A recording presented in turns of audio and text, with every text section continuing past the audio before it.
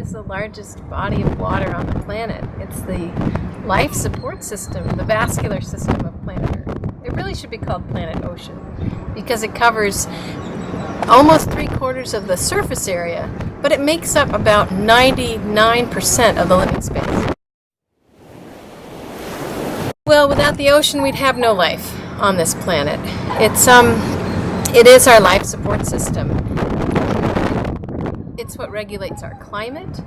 It's where most of our water comes from in the whole water cycle. It's the biggest repository of water. Without water, you have no life. And it's a huge protein source. Over 20% of the human population relies primarily on protein sources from the ocean. The ocean is all the connected bodies of salt water on the earth that takes up over 75% of the Earth's surface and makes up 99% of the living space on the planet. It is what gives us life. It provides the majority of the oxygen that we breathe. It provides the majority of the food that we eat. It provides us with fun and entertainment and a place to go relax. It's everything. We wouldn't be here without it. But it's more than just the numbers. It's really a very deeply needed. It's where life began. Just the fact that you can go down there and scuba diving or snorkeling, and whatever you see, there's so much more. Everywhere you look is something new. It's an entire world that we've haven't even discovered yet. We know more about the surface of the moon than we do about the bottoms of our oceans. There's so much left to explore, and every day people are finding something new, and that it fascinates me that we still barely know anything about the most important, water resource on the planet. Everything. I like all the animals. I like all the coral that you see when you go scuba diving, how microscopic it is, and each coral has like a distinct pattern to it, which is incredible. And the way it looks, the waves, the colors, the peacefulness of it is incredible.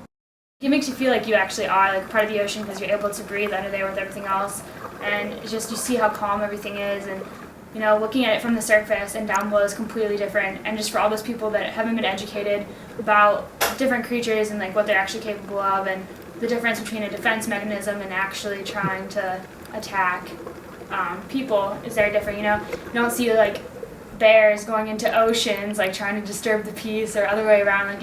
Most of the animals in the animal kingdom keeping themselves in their habitats besides us. I feel like humanity has caused most of them. Pollution, overfishing, climate change, ocean acidification, everything is kind of piling onto one another and is creating this huge environmental effect on it that is like completely destroying it for a future generation if we don't conserve it and help protect it. We make these environmental habitats protected for certain animals to grow in their species, yet we don't have enough money in the budget to be able to hire certain people that are able to protect it. So a lot of different things would be able to help the ocean, but we just have to create these opportunities and enforce them more. Overfishing, pollution, habitat destruction, greenhouse gas effects with ocean acidification, coral reef bleaching, the taking of top predators, bycatch, trawling, everything. There's a lot going on that we need to stop or slow down. Since people knew that there were fish in the sea that they wanted to eat, they've been taking it at first just for what they needed, but more and more with the invention of boats that could travel further distances for longer periods of time, set more hooks, set bigger traps. We're just depleting our ocean resources at an incredible rate, and there's no chance for the fish. We have technology now that can target individual schools of fish. They know exactly the depth that they are, and they can set their net right there. There's no guesswork. The fish have no chance. Ocean acidification is when carbon dioxide from fossil fuels and just from the air gets into the water and forms calcium carbonate, which raises the pH. This extra acidity can cause major problems with coral reefs because they're very sensitive. So any change in temperature or acidity can cause them to die off or to get rid of the algae that's living in them, which is called coral bleaching. And that is very destructive to the reefs, which can completely destroy biodiversity in our oceans. Fish farming is not just raising there's always a cost to doing something like that, and unfortunately with fish farming, things like salmon or shrimp, there's habitat destruction involved. They need to dig up coastal mangrove or seagrass beds to put in the farm itself. You need to catch another species of fish in order to feed whatever you're farming. So it takes like 5 kilograms of sardines to make 1 kilogram of salmon. So the conversion rate is not good. Tuna is even more, like 10 to 1. The fish are all in close proximity to each other, so they're all more susceptible to disease. So they get fed antibiotics to keep them healthy, which then you as a person eating farm fish ends up ingesting. Is not good for you. I think the biggest solution is education. People need to become aware of these issues and make the right choices when if they do decide to eat seafood, to buy seafood that's well managed. I think there's a lot of different solutions. Well, one is setting regulations, but it's not just setting the regulations, it's also following through with making sure that these regulations are policed and taking action with the different governments. And it's kind of sad because as much power as it seems that governments have within controlling issues of the people and of particular countries, they also have become very corrupt and are being paid off and scared. So if all these issues are able to kind of boil down and they're actually able to have control over the oceans, I think that would be a big change. But it's definitely going to take group effort, and without setting rules, I mean, there's no possible way. Like, you can't just say that it needs to be done. Like, there actually needs to be a physical change.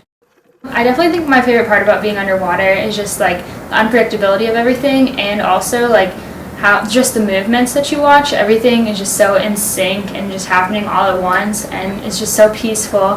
Whereas everything else that you're generally used to watching, especially with our species, is very like fast paced and just kind of everybody is doing their own thing as opposed to working as one. Whereas when you're looking underwater, everything is kind of just floating along and working together. I love 2 things: the feeling of being weightless, being able to flip around and turn and do all those cool things and act like a dolphin or a fish. But I also like that I can't talk to anybody while I'm underwater. It's just kind of me with my thoughts, and it's just me and the fish. I just think about my breathing. I love the sound of the bubbles as I take deep breaths in and out on a dive, and I just love being contained, just myself. How everything moves with ease and brilliant colors and patterns. It's incredible to watch, seeing everything perform in their own specific functions, how they've adapted to swim, to prey upon other animals. It's a joy to watch. Being underwater has so many fun elements. First, you're surrounded by life, and crazy life, beautiful, psychedelic, creative, every life source that I find intriguing. You can get up close to it. I think it's really a fascinating ecosystem. It's so different from our own, and it's kind of sad to think that when I'm older, it may not look the same. Liberated by the burden of gravity that you have on land, so you can be weightless and travel in 3 dimensions. You can't do that on land unless you're in an airplane, but in the water you can move freely on all 3 axes, and it's heavenly.